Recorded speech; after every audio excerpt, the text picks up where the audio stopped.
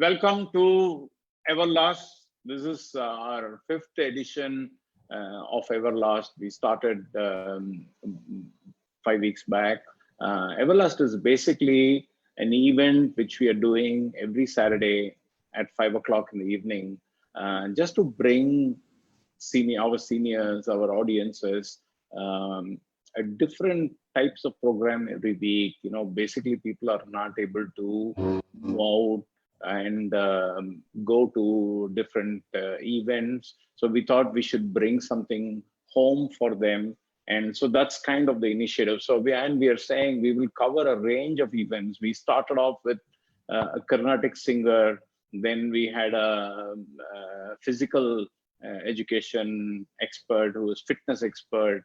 Then we had somebody who was singing Ilayaraja songs. Then last week we had somebody who was a Bharatanatyam dancer. So we try to do different events every week. Next week we have somebody who is a chef come a singer. So it's a different events which we try and bring to our seniors. So that's kind of a entertainment come knowledge series. That's kind of the idea. Thank you for having me. Yes. And today I just want to quickly introduce Akhila. Akhila Krishnamurthy is the founder of Aalaap. Aalaap is a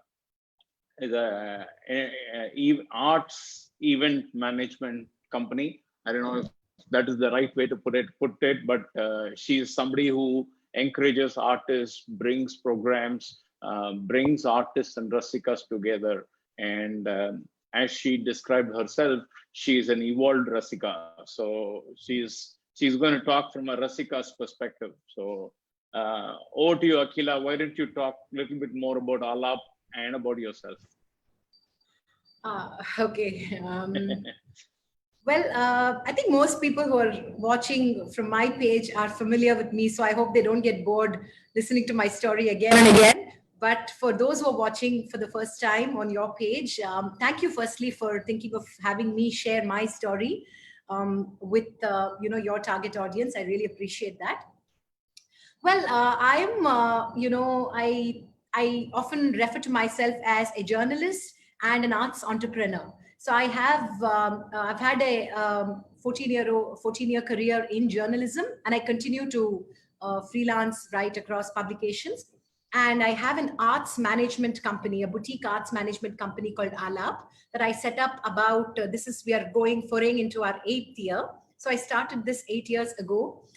This morning I was sure you were going to ask me this question about why and how I started Aalaap. And every time I feel like Aalaap allows me the opportunity to re-articulate its story in so many different ways. And today I thought of this metaphor of, when you sometimes, you decide to have a child just without too much planning, right? You don't think about, look, okay, like now is the right time. My parents are getting old, or my grandmother is very old, so I need to have a child. None of that. Sometimes you have a child because it just happens. And then you accept the child and you kind of do whatever it takes to grow and nurture it. So I think that, Aalaap is like that. I didn't think too much about it. It was a random idea. It just came to me. I just went with the flow, and then it arrived and it started growing, and I had to grow with it. And I had to do whatever it takes to grow a child, So it's really an arts management company. Initially, I would just call it an initiative in the performing arts. And then literally like how a baby makes baby steps. And then you start there are different problems at different stages. And then you kind of adapt yourself to grow with the child. I think I did just that. Aalaap really is really a sort of a labor of my passion. And really something that has taught me to be a nurturing and a responsible parent, even before I had my first child, which is Aryan. He's 6 years old now, but Aalaap happened to me almost a year and a half before I had my child, Aryan. So very interesting. I don't think anybody else except a woman entrepreneur can say this like this. So it's very interesting to hear from that perspective. Thank you so much. I guess I want to probably understand a little bit more about how you think journalism and an art management go together. I mean, actually, Aalaap was really born. Aalaap, in a sense, I think about it in hindsight that my initial love for Aalaap was because I spent a lot of time writing about artists. As a features journalist, I chronicled the lives of artists. Whenever they had a concert, I previewed their productions. So I talked a lot to artists. So, in many ways, my passion for the arts actually started as a passion for artists and the world that they inhabit. It is not like, I would go to a concert and I would be like, oh, this is Todi Ragam Romba Pramadama Padra. I have never appreciated it like that. If I've gone to a concert by Ranjini Gayatri or TM Krishna, I've always been curious about who they are and how is it that they have gotten to where they are. What is the kind of journey they must have taken to get to this stage. I've always been fascinated with the human side of an artist, and I think Aalaap is an extension of that idea. So if you look at all our initiatives, it's mostly driven um, uh, by a desire to chronicle the human side of the artist. Like yesterday, we put out a podcast by a dancer called Sarveshan Kumar, who's a Bharatanatyam artist, who's originally from South Africa, but who's made Chennai his home for the last 7 years. And it's his story. And I think that's what we're passionate about. I'm not particularly interested in like, the content of his stuff, because there are so many people writing about it and stuff. So yes, so journalism and what I do at Aalaap are very intrinsically connected, because even from a packaging perspective, if you look at it, when I quit my job in 2012 from the Times of India, I used to edit about 16 supplements of the Times of India. So we were putting almost every day, we were putting 2 newspapers to print.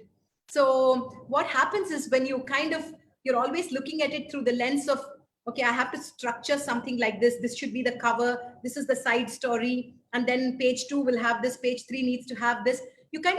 That becomes part of the way you think, right? And therefore, I think I also think about Aalaap in terms of packaging and presentation like a journalist does. So yes, there are some very, very Sure. strong, and our focus is very content design oriented. So that's also an extension of my personality and Yeah. as a journalist. So I guess, a deadline, and packaging makes it more interesting and makes it more complete.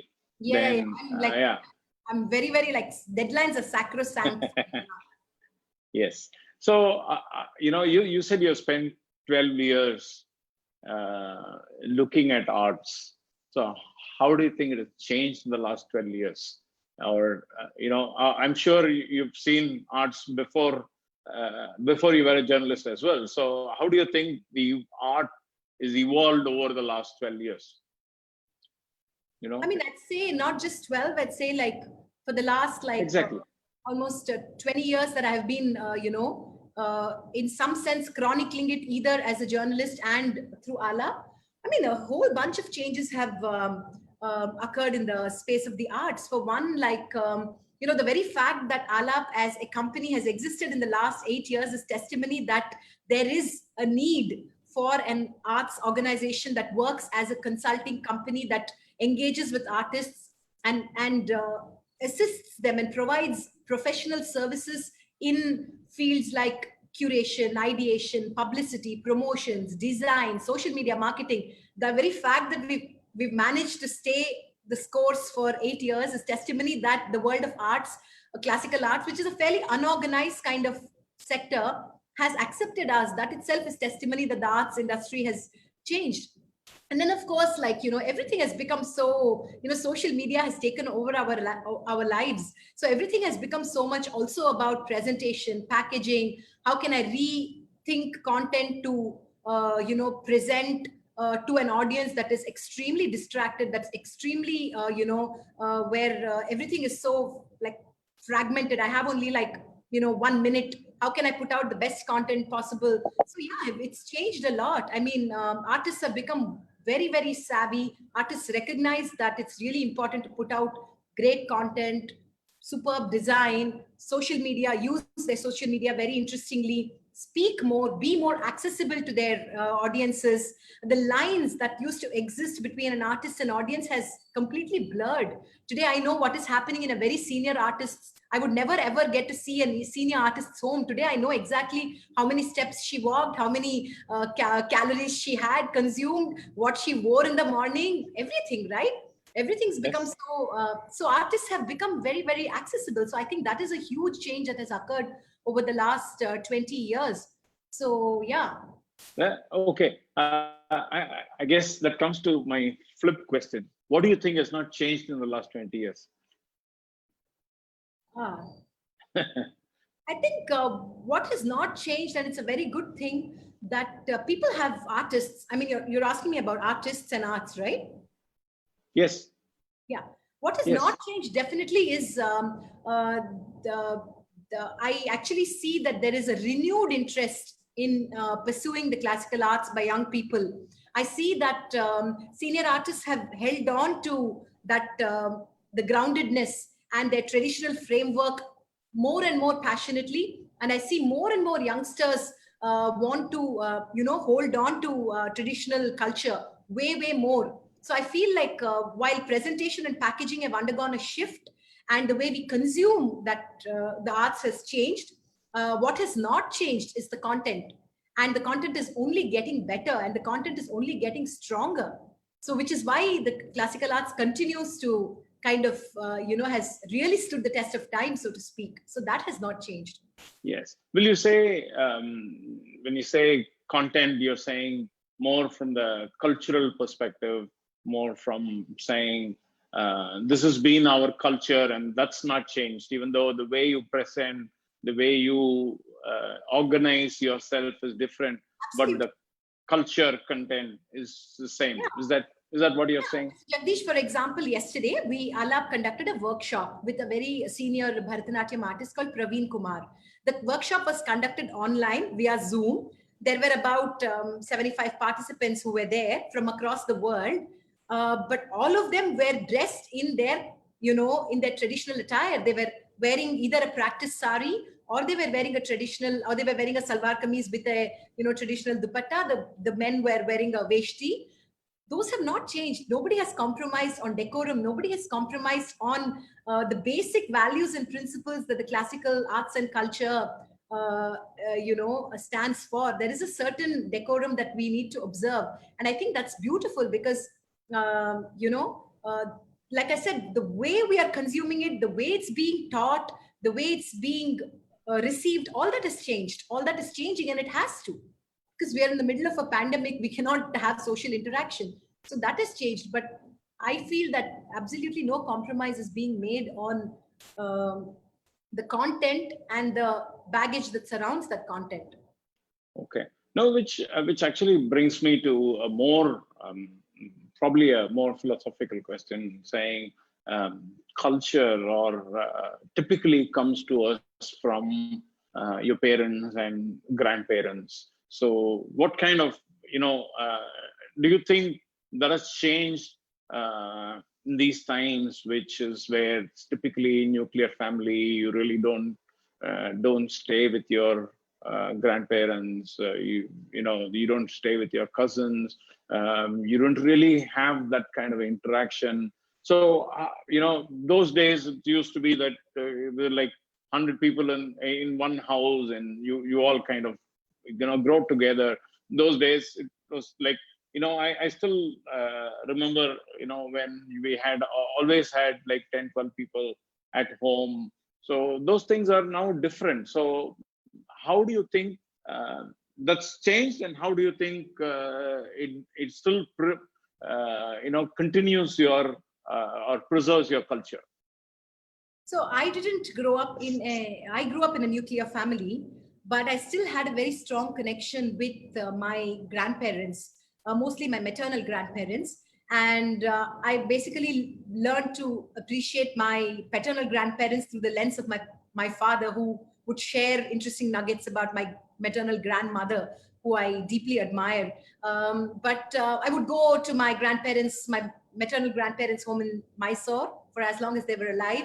And I still, the thing about, I often say this, the thing about smells And, I actually chose to wear a sari of my grandmother today for this interview, because there is something so, something that when you talk about memory evokes a certain smell.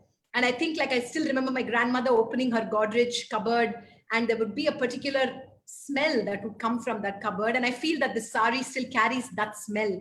And we want to kind of linger and hold on to that memory. And the very reason I kind of, the truth is that I live in Chennai, and despite the fact that I have our own little apartment on Old Mahabalipuram Road, I continue to live in the same building that my parents are, simply because I want to keep that connection for my child now more than myself, to have that connection with his grandparents, because the kind of unconditional love that the grandparents give their grandchildren, I don't think parents are ever capable of giving.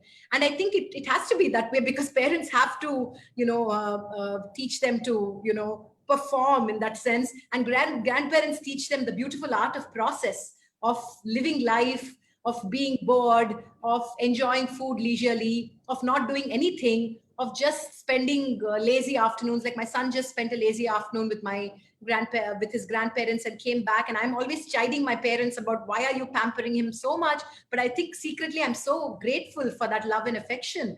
And I think that uh, uh, what has changed is that we are in nuclear families, and what has not changed is that we all are, in some sense, as we're growing older, recognizing that need, that innate need to kind of hold on to that connection and do whatever it takes in whatever little ways, either through Zoom calls we're making, our grandparents see grandchildren. I know so many grandparents who are, like, through this pandemic, meeting their grandchildren on Zoom or video calls and sharing stories with them. And I think that is really, really important. So yeah, I'm not sure I answered your question exactly, but yes. Yes, yeah, yes and no, because I think this is a very, very large topic. So I don't think any amount of time will do justice. But I was trying to more focus on how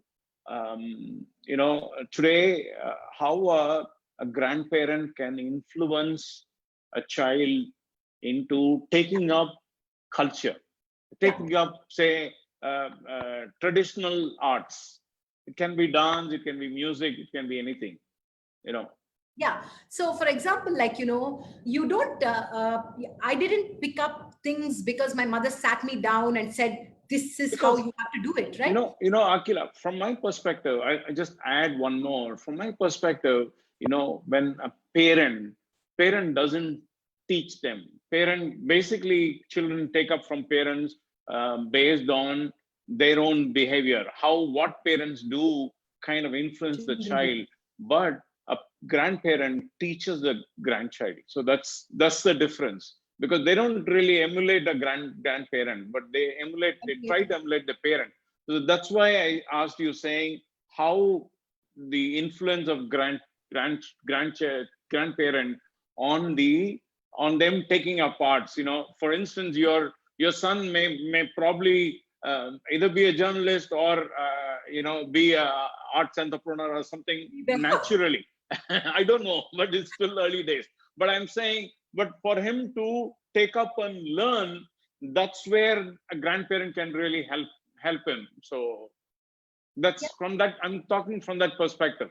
No, absolutely. I think also that, just I encourage my son to spend a lot of time with his grandparents, also because it's the time I use to get my work done. So when he's away, but I think that um, um, there is a certain unspoken influence that grandparents have on the grandchildren. So my mother, for example, is a very, like, a routine based person, and she's a woman of immense faith, right? She's pious, she's religious, all of these things. When I was growing up, it would irk me. And my father would, he's extremely fond of the Tamil language, listens to a lot of, reads the Tirukural every day, listens to a lot of Tamil music, and things that I rebelled when I was a kid. I would be like, Appa, this constant, music, Tamil music playing. I would get so irritated. But now I feel, every time I go down, I ask my father, Appa, did you teach him some Tamil? Did you teach him some, when you grow older, you want your child to kind of learn and connect with everything that is a little piece of what your parents are, so that that culture is transferred and your children sort of imbibe, that's, I sort of think that when my mother lights the lamp every day, my son is seeing that, so he knows that there is a certain, he may not do it right now, but I'm sure that somewhere along the way those things will stay. And I think that that is, for me, the greatest value that a grandparent provides is that they teach by way sometimes of not actually sitting down and teaching. They teach by a certain way of life, by leading a way of life, where by living a life in a certain way where they're kind to people, they're showing you so much love and generosity and compassion, and allowing you to just be. I think those are really important values that children naturally pick up, and I suppose grow up to be better adults. I'm sure everybody has this thing on this, their own experiences on this, and the audience for today there are a set of people who are parents, a set of people who are children, there are also a set of people who are grandparents, and typically also serves that community of grandparents. Right. And I guess all of them will have a view, and this conversation was more to just trigger a thought process for them, that they, more than anything else. And just want to, at this point, thought I should already also give a very quick overview on what Alserv is. Typically, we are saying Alserv is a company which we are trying to provide senior citizens services at home. These are services which, and we are saying there are a lot of senior citizens who are independently living, who don't who don't want to go to a retirement community, but they still need help, and not everybody is fortunate enough to stay with their children or in the same building or something like that, but they will need help. And we are saying we can provide all of those help to them and allow them to live independently and not depend on somebody else. And basically, there's an alternative to senior people moving out to retirement community. And we're saying whatever facilities are today available in a retirement community, we can provide all of them to them at their houses. But at the same time, we're saying you don't have to take all of them. It's more saying exactly what you want. And we're saying we offer a range of services. We offer them services in the vertical of food, grocery, blah, blah, blah. We do work in housekeeping, maintenance. We do security. We do home care, medical, emergency. And we do a range of concierge services as well. All of this is available on alserv.in. So I don't want to take more time on this. But this is more to say we offer all of these services, and we saying take whatever you want, whatever you are comfortable with. And if you are able to do things yourself, please go ahead, and whatever you are not able to do, only pick those services. So it kind of makes life useful, so makes life easier. So that's kind of the platform. And this is a technology platform which you have created, and basically there's a combination of technology and people who provide the services. So as also we provide the technology platform and connect a range of service providers. We have about 65, 70 of them, and the customers, so that we are able to access any of these services. Right. So that's why I said, Alserv's customers will also, there'll be a set of grandparents who will be looking at this program. So I thought we should give that as well. So just quickly, Akhila, moving on, why don't you give us some experiences of different programs you have done, different new things which you have done in Aalaap. Okay. Some new artists, new kinds of program. I mean, I'd like to talk about what we did during this pandemic, actually. That yes. Also, that's something which I wanted to ask you as well, but I think this is as good a time as anything. So please go ahead and talk about what you did in pandemic. Yeah, to be very honest, this is a time which is more difficult for a lot of people, They've not been able to travel. They've not been able to do the usual things. This is also Everlast was one of the things which we started during pandemic, because people have not been able to go out and go to different programs or something, get new content. So we thought we should come with something like this. So that's kind of the idea of how we started Everlast. But Yeah. I think as Aalaap, you would have done probably more. So Yeah, so the thing is that in the first week of the pandemic, I mean, when the lockdown was announced in March, I was really actually really confused about, what I wanted to do with Alap. Like, one is always having those kind of existential questions, right? In terms of like, what can I do now and stuff. And then we turned to the digital medium and we launched this campaign called Hope in the Time of Corona. It was an interesting, I like the word hope because that was the only thing we could all kind of hold on to. And we're still holding on to it, actually. Nothing much has changed.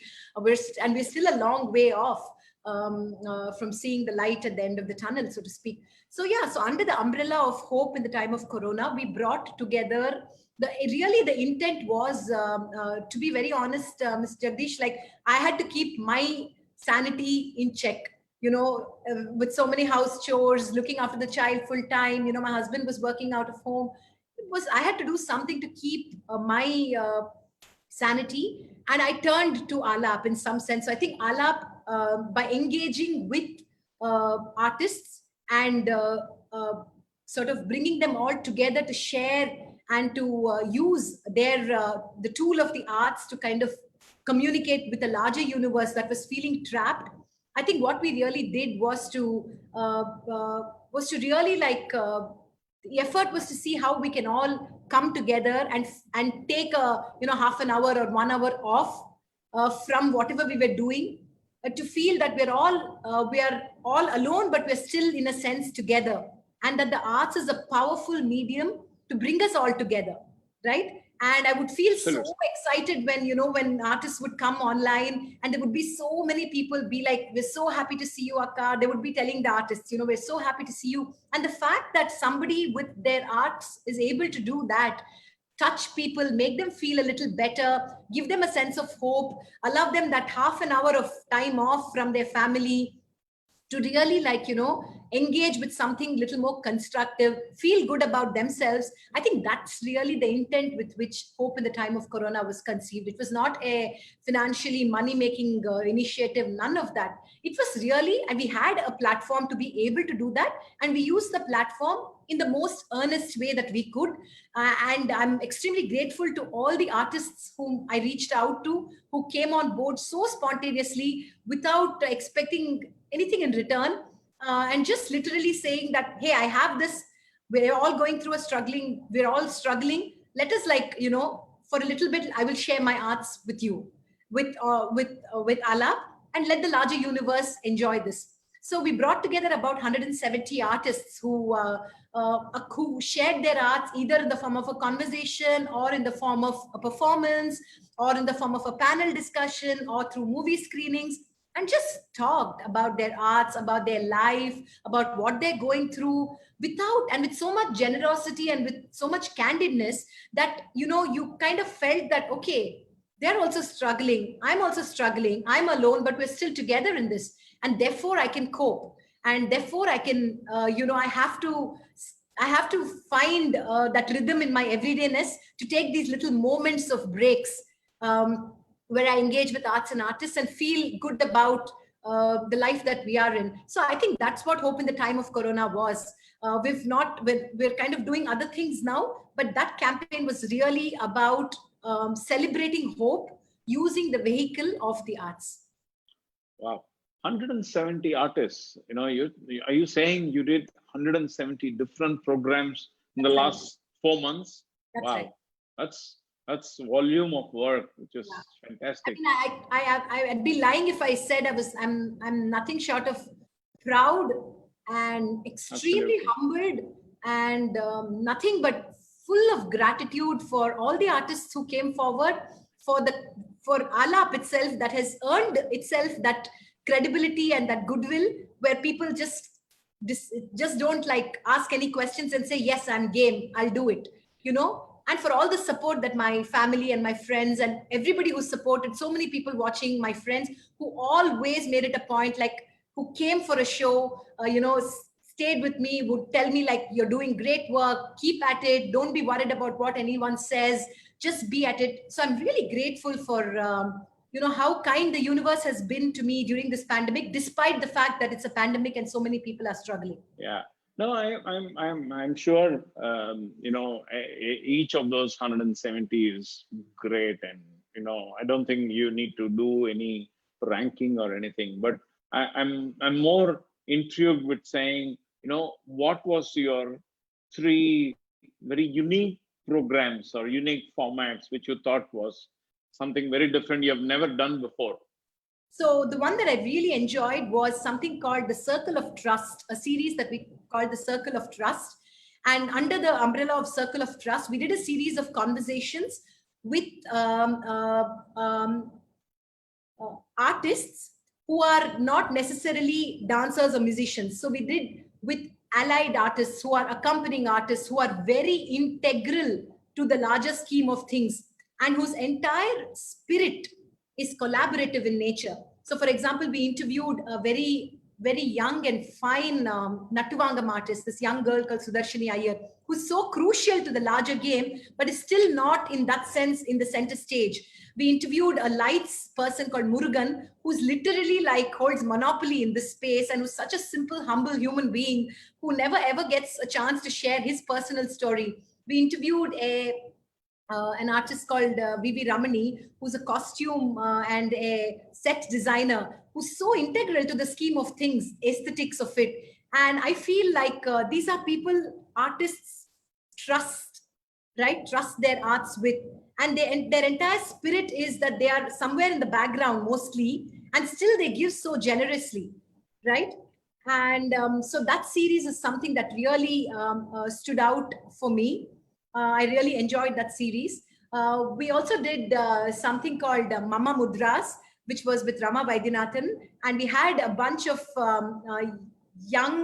we had a bunch of dancers who are also young mothers, and they talked about what are the challenges of being both a performing artist and be a mother at the same time and And a be on parent, top of yeah. the game in Yeah. both. And how do you do that? That resonated with me a lot as well. So I really enjoyed that series a lot. We also did something really interesting called Renditions from the Roots. And that was basically one of the viewers of our Instagram concerts wrote to me from Trichy. And he told me about these beautiful artists who have either connections or roots in Trichy and don't often get a chance to, perform. And but their arts is so pure and wholesome and so honest. And we gave them an opportunity to share their arts with us. So I think that was also one of a series that I particularly enjoyed presenting because like I said to you, Mr. Jagdish, I'm particularly also always fascinated with the human side of the artist. So I'm not so worried that, that person should have sung something really well or danced something phenomenally. For me, if there is a certain honesty that I see in the person, then I feel like my heart automatically sort of goes out to that artist. So I'm a very big also supporter of uh, artists who demonstrate those kind of qualities. Sure, sure. And all of these programs are available That's in right. archived form. So Yeah, where that's do the people other go to look good at thing these? that we did. Yeah, the other good thing that we did this time was that we were conscious about our archiving process, and we kind of chronicled everything, and it's all gone up on our YouTube channel. Okay, So okay. yeah, Aalaap, go to search that's Aalaap. yeah, that's right. Okay, and excellent. Okay, moving on, Akhila. I think we touched briefly about how the art has evolved and how this thing has evolved. So I thought I should also ask you how Rasikas have evolved.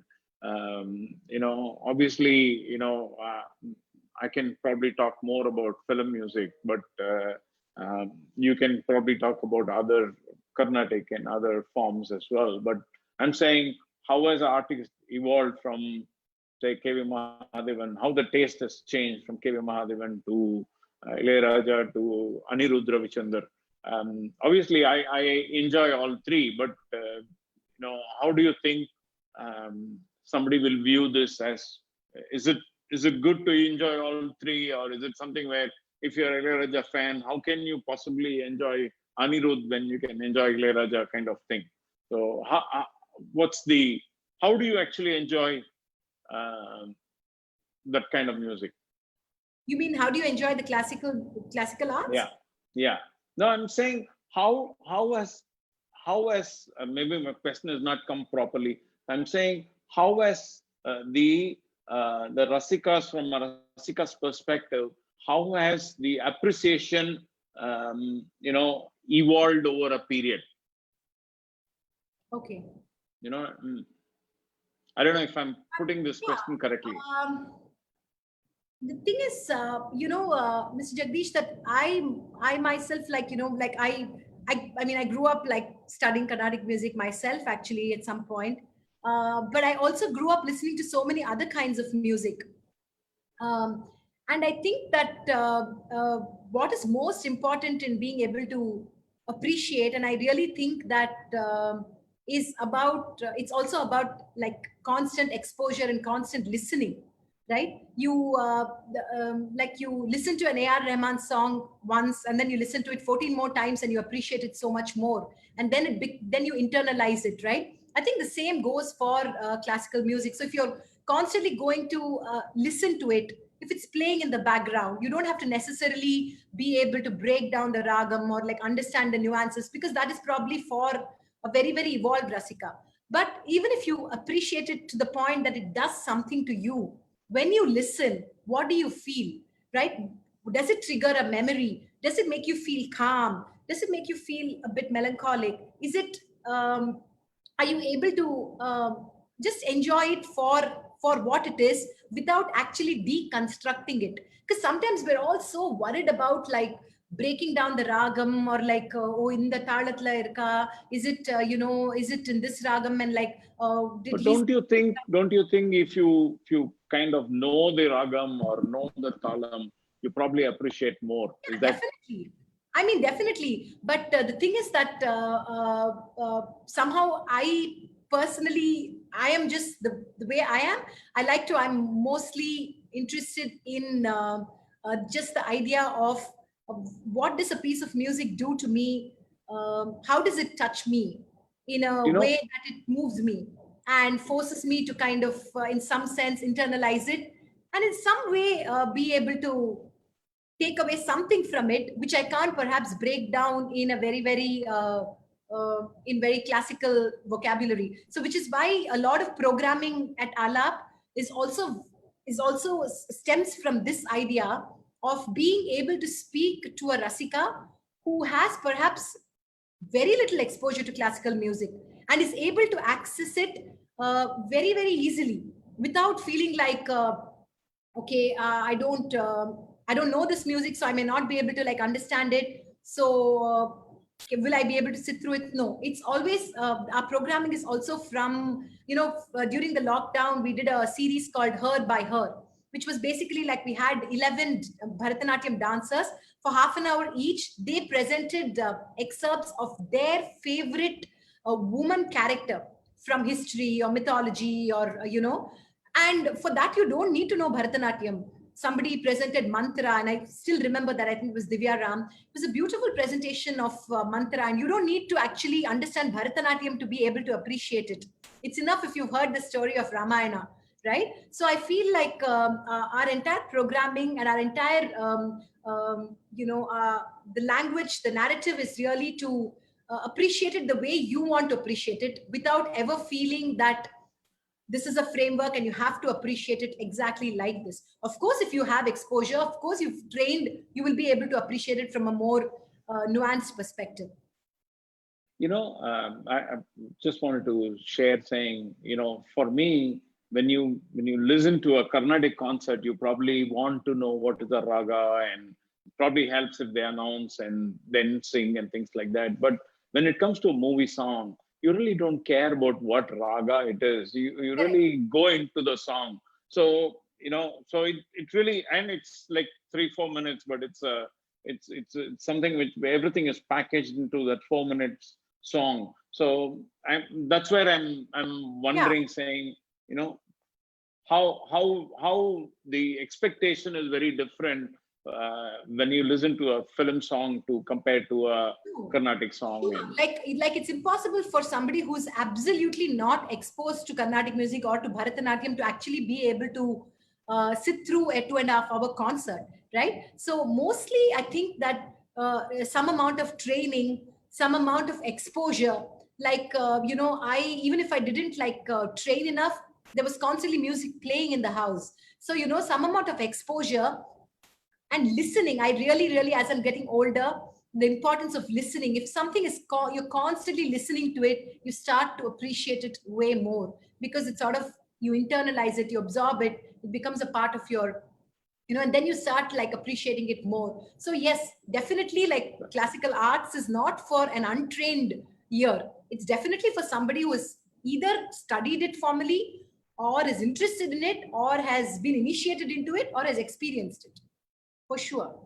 well, I guess that's where probably the role of grandparent comes, because they listen to it, so you kind of listen to it, or the parents can listen to it, then you listen to Yeah. it. Because I guess I'm completely untrained, but definitely we all listen to Carnatic concerts, and when you listen to concerts, it's not because you have learned it or this thing, but because you have had an exposure.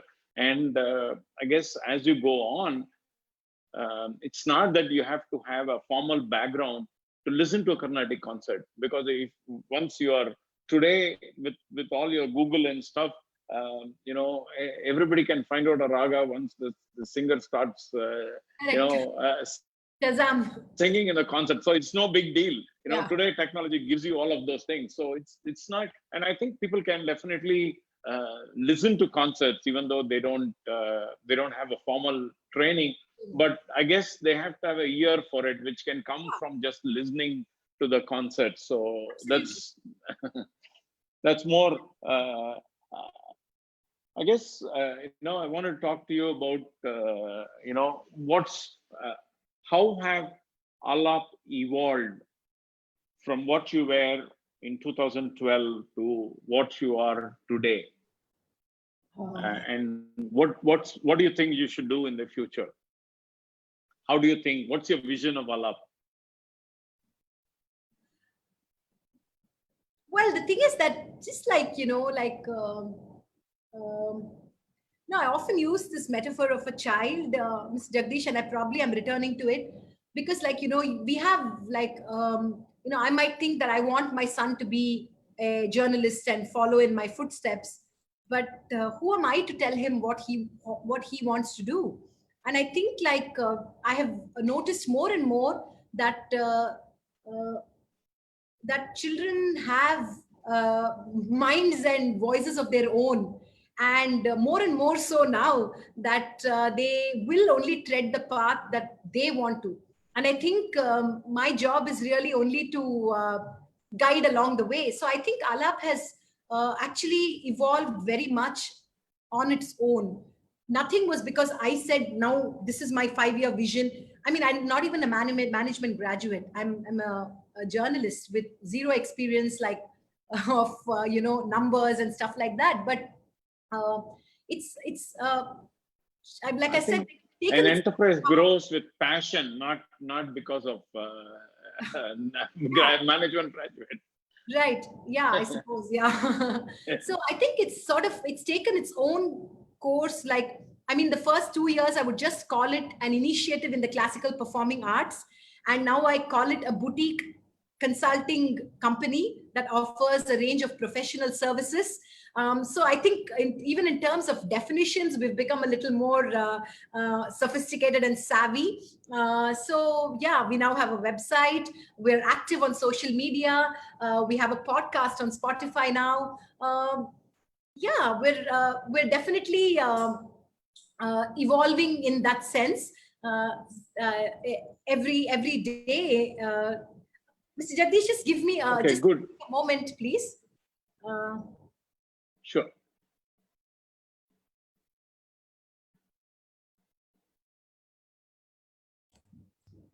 I'm sorry. Yeah.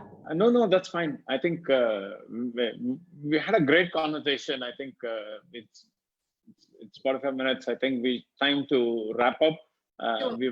It was actually wonderful Yeah. Yeah. conversing with you, Akhila. I think you've done a great thing in the last 8 years, and I wish you a lot more years of even art management, and I'm sure you'll do a wonderful job. Thank you so much. I mean, thank you, Mr. Jagdish, and thank you, Atul, for this opportunity. I don't know if I made complete sense of the questions that you asked me, No, but I think let me put it this way.